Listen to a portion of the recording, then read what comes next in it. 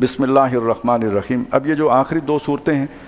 ان کو معوذتین بھی کہتے ہیں، یعنی جن میں تعوذ پناہ مانگی گئی ہے، اور ایک صورت میں پناہ مانگی گئی ہے جو بھی خارجی جو مسائل ہوتے ہیں یا جو خطرات ہیں، اور ایک صورت میں داخلی جو کیفیات ہیں انسان کے اندر جو جس طرح کے مسائل ہو سکتے ہیں ان سے پناہ مانگی گئی ہے۔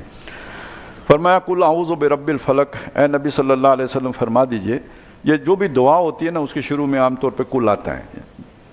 کہ میں پناہ مانگتا ہوں صبح کے رب کی پناہ میں آتا ہوں، من شر ما خلق، ہر اس شے سے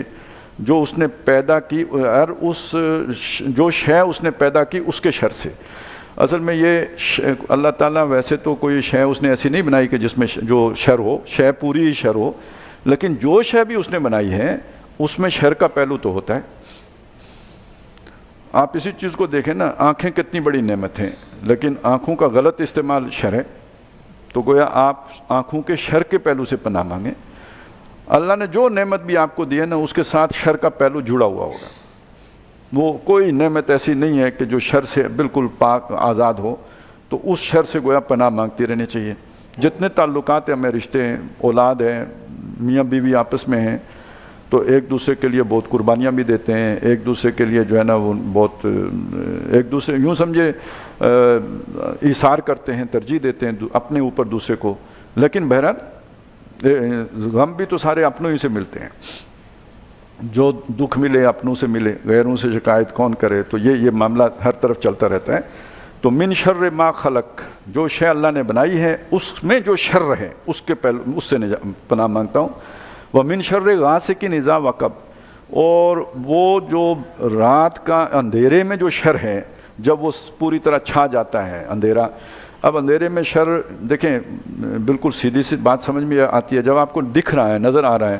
تو کوئی بھی خطرناک شے آپ نے سانپ دیکھ سکتے ہیں، بچھو دیکھ سکتے ہیں، اس سے آپ اپنے آپ بچاؤ کر سکتے ہیں۔ اندھیرا ہے، خاص طور پہ اس دور میں آپ تصور کریں کہ بستر بھی ڈھنگ کے نہیں ہے، آپ نے کہیں وہ نیچے ہی بستر بچھا کے لیٹنا ہے، اور ہمارے آج کے جیسے کنکریٹ کے گھر ہیں ایسے گھر بھی نہیں ہیں، مٹی کے گھر بنے ہوئے ہیں، تو کتنے اشراط الارض ہیں وہ جو عام طور پہ رات کو ہی نکلتے ہیں۔ اچھا رات کو آپ مسجد جا رہے ہیں، رستے میں کوئی سانپ ہے آپ کو نظر نہیں آئے گا، تو ایک تو یہ والا شر ہے، یہ تو بالکل عام طور پہ سمجھ میں آتا ہے۔ لیکن ایک بات اور بھی ہے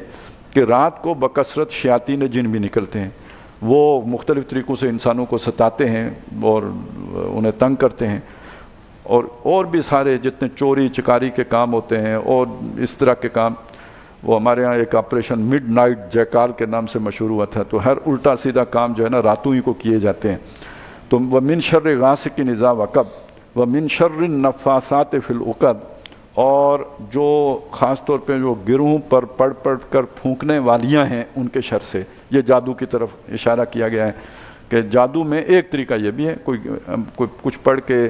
گانٹھ لگا کے اس پہ پھونک کے پھر اگلی وہ جو کر کے، تو یہ ایک طریقہ یہ ہے، لیکن جادو کے بہت سے طریقے ہیں جن میں سے ایک یہ ہے۔ تو بہرحال ان دو صورتوں کو جادو سے پناہ کا باعث بھی نبی صلی اللہ علیہ وسلم نے بیان کیا ہے۔ اس میں ایک غلطی ہوتی ہے، غلطی یہ ہوتی ہے کہ ہم نے ایک دفعہ پڑھا، دو دفعہ پڑھا، کوئی فرق نہیں پڑا، تو ہم نے سمجھا پتہ نہیں یہ اثر نہیں ہے۔ اس کو آپ قیاس کریں دوائی کے اوپر۔ آپ کو بخار چڑھ گیا تو ضروری نہیں ہے کہ ایک دفعہ دوائی کھانے ہی سے آپ کا بخار اتر جائے، اسی لیے ڈاکٹر بعض اوقات 3 دن دوائی دیتا ہے، بعض اوقات 5 دن دیتا ہے، بعض اوقات 7 دن دیتا ہے، کبھی کبھار 14 دن کی دے دیتے ہیں، اینٹی بائیوٹک 14 دن کی بھی دے دیتے ہیں۔ تو یہ اس طرح کی چیزوں میں دو کام کیا کریں، ایک تو فرض کریں اثر نہ ہوا تو پڑھتے رہا کریں جب تک کہ وہ فائدہ نہیں پہنچ جاتا، اور دوسرا کام اس میں ہے کہ تعداد بڑھا دیں۔ آپ نے 3 دفعہ پڑھی ہے تو 7 دفعہ کر دیں، 7 دفعہ پڑھی ہے تو 14 دفعہ کر دیں، 21 دفعہ کر دیں، تو اس کی تعداد بڑھا دیں۔ لیکن یہ نہیں ہے کہ ان کا اثر نہیں ہوتا، اثر لازمی ہوتا ہے۔ وہ آپ کے اس میں کوئی ظاہر ہے کوئی ہیوی ڈوز ادھر سے آ گئی ہے تو ادھر سے بھی ہیوی ڈوز دینی پڑے گی، تو تب جان چھوٹے گی۔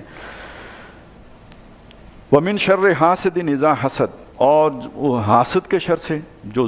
کسی کے پاس کوئی بھی شے ہو، مطلب اللہ نے کوئی بھی صلاحیت دولت دی ہے اس پر حسد کرنے لگے، علم دیا ہے اس پہ حسد، کوئی اللہ نے رتبہ دے دیا ہے اس پہ حسد کرنے لگے، کوئی صلاحیت بھی دی ہے، جو بدبخت حسد کرنے پہ آ جائیں تو اس کے بھی اثرات ہوتے ہیں، تو اس کے شر سے بھی میں پناہ مانگتا ہوں۔ حسد کرنے والے کو بعض اوقات خود بھی نہیں پتہ ہوتا وہ دوسرے کو نقصان پہنچانے کے کام کر رہا ہوتا ہے، بیٹھے بیٹھے کوئی ایسی بات کر دے گا، کسی کو جو ہے نا وہ اور کسی کو ورگلا دے گا،